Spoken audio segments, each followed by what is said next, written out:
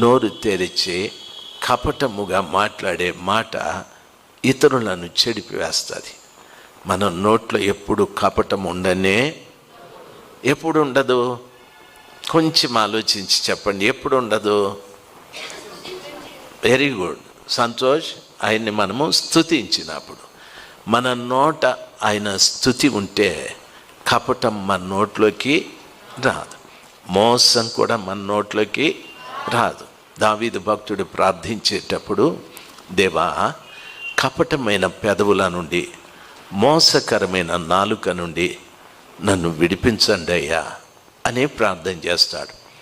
అంత భక్తిపరుడైన దావీదుని దేవుని దగ్గరికి వెళ్లకుండా ఏం పట్టుకున్నాయంటే కపటమైన పెదవులు, మోసకరమైన నాలుక. ఈ రెండు మన నోట రాకుండా ఉండటానికి మనం నిత్యము స్తుతించేవారుగా ఉండాలి. స్తుతించడం వలన మన జీవితంలో మనల్ని దేవునికి దగ్గరగా వెళ్ళనివ్వకుండా చేసే ప్రతి బలహీనత, ప్రతి పాపం దూరమైపోతూ ఉంటుంది. దేవుడు మనకు దగ్గరవుతూ ఉంటాడు.